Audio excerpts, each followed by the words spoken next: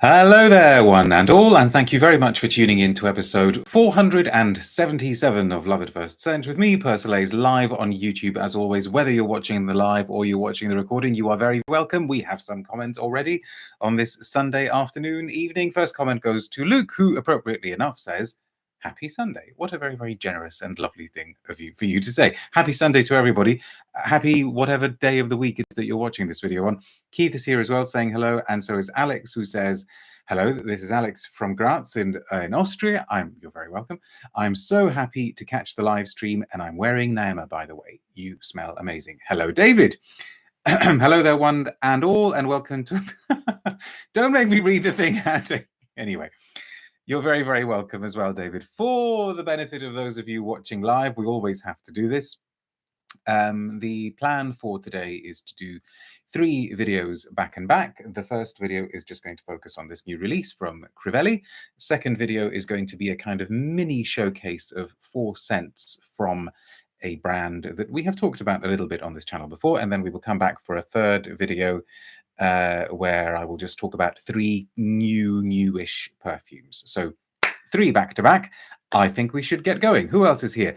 Natasha's here, so is Dushan, so is Tom King, so is Eric, so is Vicious Weasel. This is a Wind in the Willows reference. Who says, hello there, wearing 37 Rue de Bellechasse by YSL, my favorite perfume of all time. And I don't think I've ever even smelt it. I need to check it out. Sounds like it's one of the exclusives. Okay.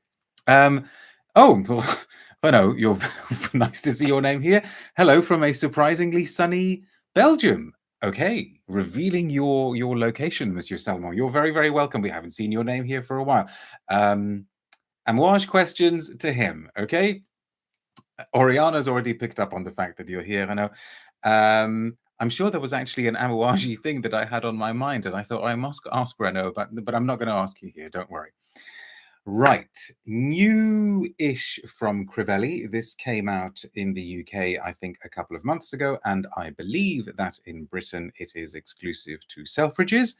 This is called Cuir Infrarouge, or infrared leather, composed by Jordi Fernandez. We have a pre-sprayed blotter. All of you people telling me it's surprisingly sunny. I mean, it's kind of okay here, but I wouldn't say it's surprisingly sunny. Our sunny day was Thursday. But no, I mean, it's pleasantly sunny. It's not surprisingly sunny for me, considering it's the 23rd of June, people. We haven't really had a summer here at all. We have a pre-sprayed blotter, but I kind of think I know roughly where this scent is going, even though I haven't actually smelt it properly, and I'm about to kind of properly smell it with you for the first time. But it was pretty powerful doing the pre-sprayed blotter about 3 hours ago. So I think I kind of know what this scent is about and how it's going to be operating. I have to say, I thought it was a wonderful name. I love the idea of an infrared leather, something that maybe is inspired by lasers and discos, and something futuristic, something innovative, something bold, something maybe a little bit avant-garde. Okay, so here we go, folks. It is very, very Jordi Fernandez, I think, if the wafts from earlier are anything to go by.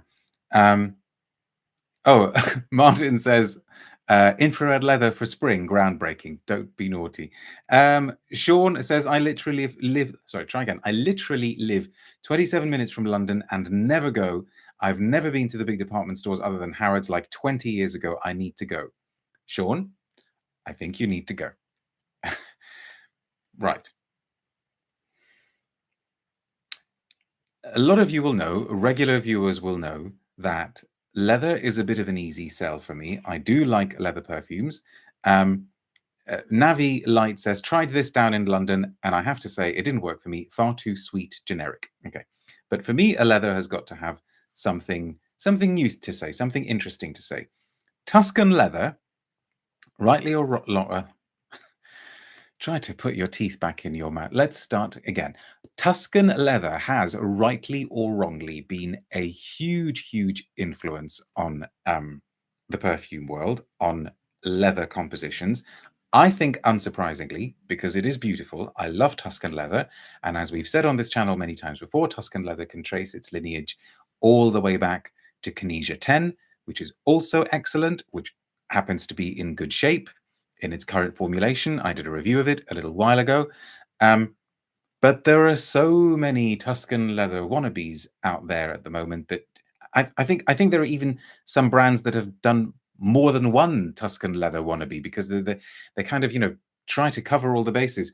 Alex says Tuscan leather is lovely, but I can't stand the raspberry note. See, I really, really like that kind of cheap tart fruit note at the top, sometimes strawberry, sometimes raspberry. I think that's what makes the scent. I think it's really, really interesting. But this is, sure enough, this is what infrared leather is. We have a press release, so we will read it and see if it sheds any any different sort of infrared light on how we perceive the scent. But yeah, we've got that kind of slightly tart, slightly sweet, lip-sucking raspberry note. And you can feel that the leathers are already coming. I suppose the leathers here are maybe a little bit more Arabian, a little bit rougher, a little bit coarser, a little bit more sort of woody ambery than they might be in something like Tuscan leather, a bit more Jordi Fernandez. And what else is there to say? Crivelli is a funny sort of house. It's almost like, and I'm sure I've said this before in relation to the brand. It's like there are the sort of interesting ones, and there are plenty of interesting ones in the brand. I enjoyed their Neroli Nisimba from last year. I thought the Tuberose that was done earlier this year, the one by Quentin Biche, Tuberose Astral, was interesting. But there are also a lot that do this sort of box ticking exercise where they go, oh gosh, okay, we need to attract the spending crowd. And this feels like it's a little bit in, well, not a little bit, a lot in that category. Anyway, let's take a look at the press release. Maison Crivelli presents its new perfume extract, Cuir Infrarouge, developed in partnership with perfumer Jordi Fernandez. For this new opus, Thibaut Crivelli was inspired by a personal experience of drinking a raspberry cocktail while attending an electronic music festival, where presumably everybody was wearing Tuscan leather. Right, Thibaut? Okay, well, maybe he was inspired by it. He's allowed to be inspired by drinking cocktails at music festivals. This moment inspired Thibaut to work on a new creation which features an elegant and unexpected contrast between a vibrant fluorescent raspberry accord and deep, supple leather. Not unexpected, because we've had it lots of times before, right? And yes, this information here tells me that it launched at Selfridges as a worldwide exclusive on the 1st of April. We have a little bit more. Underground Festival, fruity neon lights, a spicy DJ, 1, 2, 3, play. I am just reading the press release, okay, folks? Raspberry cocktail, sweet bergamot, leather tempo. Leather tempo. What on earth is a leather tempo? Like, no, never mind. Electro cedar, an iris dance, an oud after party. Okay, so they're selling it as an oud thing, are they? I told you there was this kind of wannabe Arabian thing there as well. Yeah. Is there any more? Oh, there's kind of interesting image of raspberries there. And that's kind of pretty much it. Okay, well, at least the press release is succinct. It tells us that it's a fruity leather. It tells us that it's concentrated at 32%. It gives us some more notes. It tells us that the bergamot oil is Italian, that the raspberry accord is fruity and uplifting. There is an all pure Moroccan orris. There is a CO2 extracted vanilla from Madagascar and an all pure tonka bean from Venezuela. And we also have a revelation of the perfumer's secret right at the end of the press release. It says, perfumer's secret, oud. It's only this perfumer's secret, right? Which enhances the depth and darkness of leather. Well, I have a feeling that's been done before as well. I mean, I don't want to sound overly disparaging, because if this is the first time you smell this sort of perfume, you'll probably be thinking, oh gosh, this is amazing. This is a really, really interesting leather. Let's see where it goes. Let's have the pre-sprayed blotter of this one. Somebody's saying, very good point, Dave. Oriana says, very good point. Now I need to find out what Dave said. It's easy to tell when the press release is working backwards from the scent. I agree it might sometimes be easy to tell, but then we wouldn't know if we've got it right, have we? I don't know. Sharon says, you nailed it regarding Crivelli, a very uneven house with some real woody amber clunkers, along with a few interesting releases. Well, I think what I would say to that is, as long as they give us the odd interesting one, I can put up with the rest. You know, they can't all be interesting, right? This sounds like a pungent bomb, says K. Dot. It is pretty pungent. And Eric says, amusingly, I just watched the 2000s classic Rave Macbeth, Jealousy, Murder, and Mesh. Mesh? Did you mean something? Never mind. I'm not going to ask. I haven't seen that film.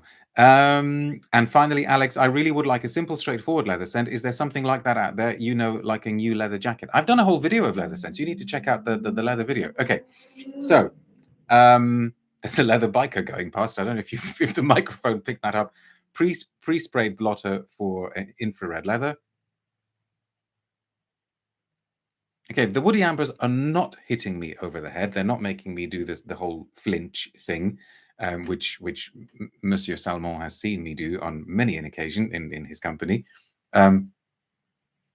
It's just very, very, very predictable. The raspberry has kind of faded away, leaving just a sort of trace of a sort of tart note.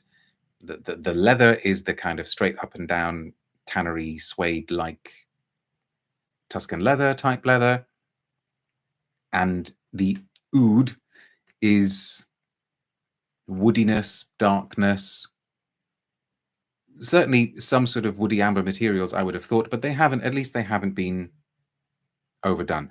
Oriana says, I feel this house's scents shine in the dry down. Well, interesting you say that, because actually a lot of people would say the opposite. They'll say that they tend to be interesting at the beginning, but then the dry downs are a letdown. Anyway, there we are. So that one is out of the way.